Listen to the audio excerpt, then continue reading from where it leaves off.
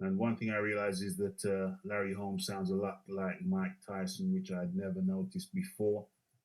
Okay, so let's go. For the rematch, I would say, hey man, you got to jab. I'll teach him how to jab. He don't know how to jab. One point, I was trying to teach him how to jab once he was here, but he never learned how to jab. We got to learn how to jab.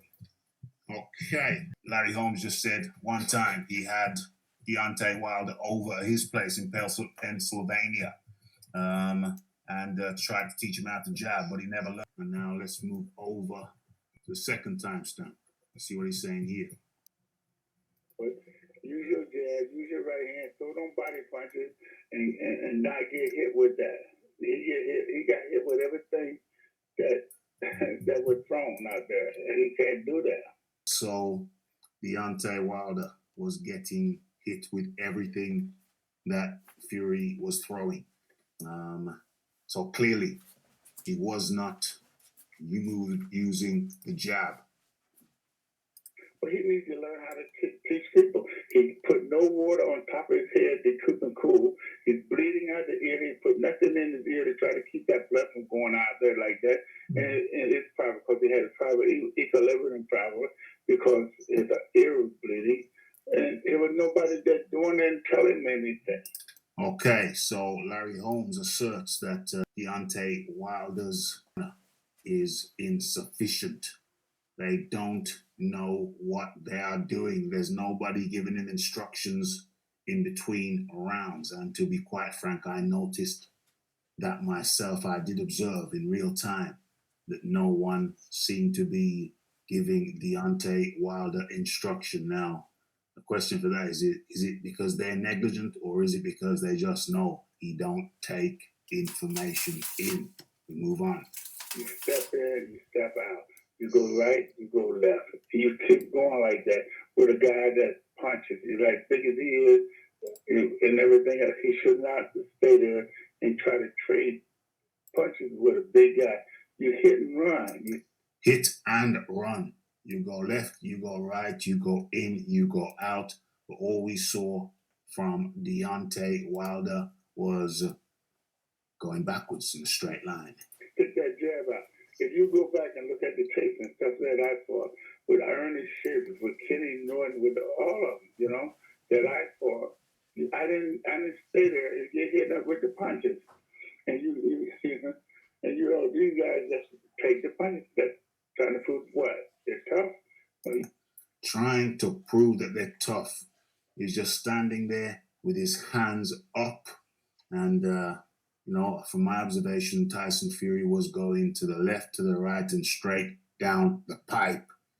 So standing there with your hands up like two baseball bats either side of your head, I really don't think that will cut it. Okay, let's go. No, if you don't want to learn, you shouldn't be in the ring.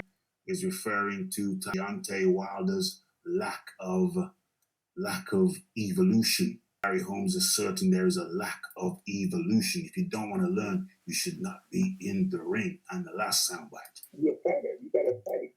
You got to set your jab, no jab. How many jabs did you throw? Did you count them? Did you do no jabs, Charlie? And then all he did was get hit on. He got hit on the ear. Nobody tried to clean the ear up, you know, because all they did was talk about the ear. That he had training them, didn't know what the fuck they were doing. Okay? So they didn't know what they was doing, man. How you gonna teach? If you want to teach a guy how to fight, you teach him how to fight. You know, you show him how to fight. Mark Beauty don't know how to fight. He was champion for a minute, I guess, over there, but you know, but he didn't know nothing about how to train fighters. Didn't know how to do it. So you got to know how to train fighters so that you can keep your fighters to work. You were a great fighter. It doesn't automatically translate that you are going to be a great trainer. Big Boys Boxing. Yeah, well, a few points there. Definitely worth mentioning the jab.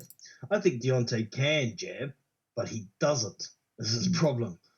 And he doesn't know how to follow up with it besides anything except the right hand. Yeah. And I put a lot of that down to the window-looking yes man in his corner who gives the same instructions every time.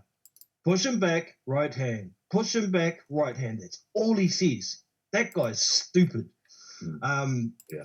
As for Mark Breland not being a decent trainer, I'm not so sure about that. But I think in the corner they've resided to the fact, like you said, you don't listen, so why bother? Yeah. Why bother? He's not going to do what you tell him to do anyway. So, and I think this is an effect of having too many yes men in the team. Once again, they're all obsessed with Deontay's power. Power is great, but if you don't have fundamentals to be able to change your game up, there's nothing to fall back on, and it's really hard to learn. So, what is he, 34 years old? How many new tricks can you teach an old dog to a certain extent? But the dog's got to bloody listen, doesn't he? So got to want to learn. And if he doesn't, he's going to end up on his back a couple of times and stopped again. So with the time frame they've got, I don't know if anything can be done with Deontay. He's got that one punch. He might get lucky, but if I was a world champion for 5 years, I wouldn't want to gamble like that, hoping you can land that one big punch. Yeah. Would you rather be the man with a Mac 10 in your hand that can spray out bullets, or would you rather be the one with a Magnum, with one in the chamber, just one in the chamber? And obviously you want to be the Mac 10. You don't want to be the Magnum. So Larry Holmes. So I like to give the benefit of doubt to Wilder's team. What Larry Holmes is saying I don't want to disagree with Larry Holmes. He's a bloody brilliant boxer, and he's an OG. He's an OG. You can't disagree with him. In a sense, but you can. Yeah. Because this is Raphael talking about rage. You are allowed. But what Larry Holmes is talking about is adding things to Wilder and teaching him things and saying stuff to him in the corner. Yeah. But what I think is Wilder's been having this. He's done the same thing for 41, 42 fights. Yeah. And he's won every single one except for one. Exactly. So why change it? It's a winning formula. If it ain't broke. Exactly. If it ain't broke, don't fix it. And after a while, you probably get to a point where you don't need to do much because you know it's going to happen. Well, you think it's going to happen. Exactly. If he's got that Magnum in his hand, the way I like to put that one is it's a Magnum. It's a marksman on the Magnum. Versus a Mac 10 used as a 4-year-old girl. Which one would you rather have? That's the analogy. Who's using it? A 4-year-old girl? A 4-year-old girl is using the Mac 10. You have the Mac. You have the choice of weapon. You can pick what you want. So you saying you'd rather have the Magnum and what I say is that it's all about the user. See, it's like what Wilder is like a marksman with that Magnum. He's the guy who's going to hit everyone. Yeah. Until he doesn't. Exactly, but he's usually against these 4-year-old girls with the Mac 10 spraying which way, spraying out rubber bullets. Rubber bullets.